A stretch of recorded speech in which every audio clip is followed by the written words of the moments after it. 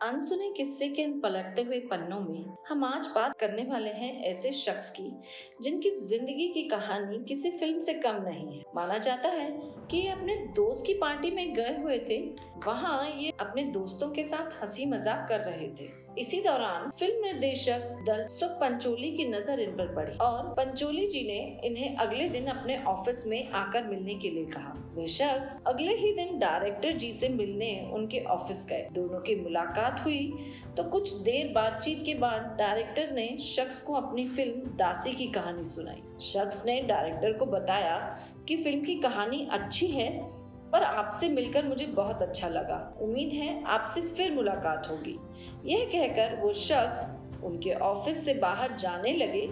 तभी डायरेक्टर पंचोली ने उनसे कहा, अरे भाई, फिल्म की कहानी तो सुन ली आपने, लेकिन बताया नहीं कि कब से काम कर सकते हैं। शख्स को समझ नहीं आया और उन्होंने कहा, माफ कीजिए, मैं कुछ समझा नहीं। तब डायरेक्टर पंचोली ने उनसे कहा कि अब जिस फिल्म की कहानी मैंने आपको सुनाई है उस फिल्म के लिए मुझे आप जैसा ही एक एक्टर की तलाश थी। बताइए, करेंगे मेरी फिल्म दासी में काम? शख्स ने तुरंत हामी भर दी। ये फिल्म उनके करियर की सबसे पहली फिल्म थी।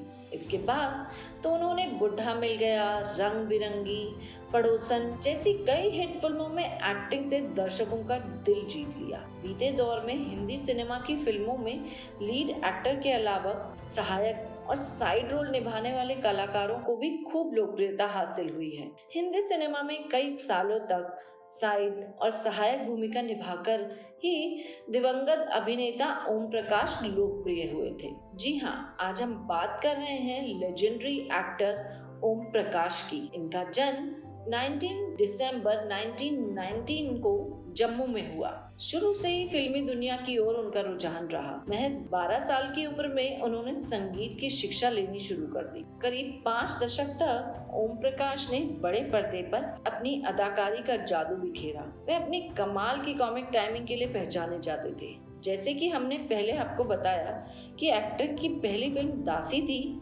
इस फिल्म के बाद उन्होंने कभी मुड़कर नहीं देखा।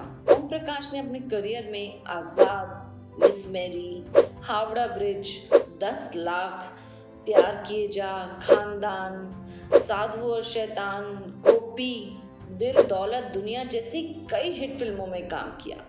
हर फिल्म में उनका किरदार पहले से और भी ज्यादा बेहतर होता था। बड़े पर्दे पर तो ओम प्रकाश अपनी एक्टिंग में धमाल मचाते ही थे, लेकिन असल जिंदगी में भी वे परिस्थितियों को देखकर अभिनय करते थे। उनकी पर्सनल लाइफ से जुड़ा एक किस्सा सालों बाद भी काफी मशहूर है, जिसमें उन्होंने अंग्रेजी फौज को अपनी एक्टिंग से चकमा दे डाला था। यह बात उन दिनों की है जब सेकेंड वर्ल्ड वॉर छिड़ गया था और भारत से फौजियों को भेजा जा रहा था। इसी दौरान अभिनेता ओम प्रकाश को भी किसी काम से रावलपिंडी जाना था। लाहौर से जब वे रेलगाड़ी में बैठने के लिए निकले तो उन्होंने देखा कि सभी रेलगाड़ियां तो फौजियों से भरी हैं, लेकिन उनका काम इतना जरूरी था कि उन्होंने 3rd क्लास में जाने के लिए टिकट ले ली। ट्रेन की टिकट मिली और अभिनेता अब फौजियों से भरी ट्रेन में खुद के लिए जगह ढूंढने लगे। कड़ी मेहनत के बाद ओम प्रकाश पहली क्लास में जा पहुंचे, जहां पहले से ही कुछ अंग्रेज फौजी अफसर सीटों पर बैठे हुए थे। ओम प्रकाश को फर्स्ट क्लास में देख अंग्रेजी फौजी आपस में इंग्लिश में बात करने लगे। वे इस कदर बात कर रहे थे जैसे कि वह एक्टर को उनकी हरकत के लिए ताना कस रहे हैं। अब क्योंकि ओम प्रकाश को अंग्रेजी भाषा का कोई ज्ञान नहीं था, इसलिए उन्होंने अंग्रेजी फौजियों के सामने बहरे होने की एक्टिंग करनी शुरू कर दी, जिससे अभिनेता की इज्जत भी बच गई और उस फर्स्ट क्लास में सफर करने का मौका भी मिल गया। जैसे ही ट्रेन रावलपिंडी के पास पहुंचने वाली थी, कुछ अंग्रेजी फौजियों ने उनसे पूछा कि क्या वह जन्म से ही गूंगे और बहरे हैं? अभिनेता ने उस सवाल का जवाब सिर हिलाकर दिया तो लोग सोच में पड़ गए कि वे बहरे हैं या नहीं। ओम प्रकाश का सफर तो अंग्रेजी फौजियों के साथ बड़ा ही शानदार तरीके से गुजरा, लेकिन उनकी एक्टिंग ने अंग्रेजों को दंग करके रख दिया।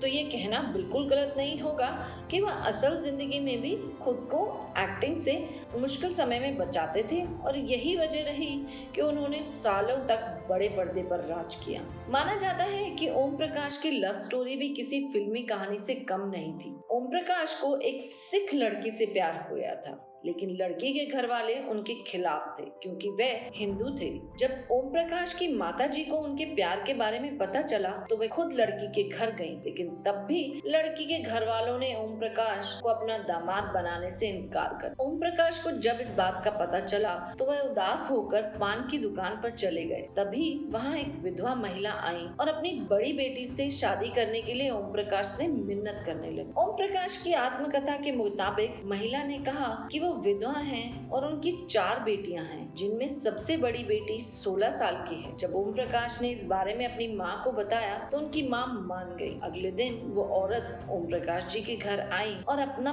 पल्ला फैलाकर विनती करने लगी कि ओम प्रकाश उनकी बेटी से शादी कर ले। फिर क्या था, ओम प्रकाश ने अपने पहले प्यार को भुला दिया और उस महिला की लड़की से शादी कर ली। ओम प्रकाश अब तक 300 से ज्यादा फिल्मों में काम कर चुके थे, तो उन्होंने अब एक्टिंग के साथ साथ फिल्म निर्माण में भी अपना हाथ आजमाया। ओम प्रकाश ने ही फिल्मों में गेस्ट रोल का चलन शुरू किया। उन्होंने 60 के दशक में फिल्म संजोग, जहां आरा, गेटवे ऑफ इंडिया जैसी फिल्में बनाई। अपने आखिरी दिनों में वे बीमार रहने लगे थे और जानते थे कि अब वो नहीं बचेंगे। एक दिन अचानक ओम प्रकाश जी को दिल का दौरा पड़ा और उन्हें तुरंत मुंबई में लीलावती अस्पताल ले जाया गया, जहां वे कोमा में चले गए। फिर कुछ दिनों बाद 21 फरवरी 1998 को उन्होंने आखिरी सांस ली।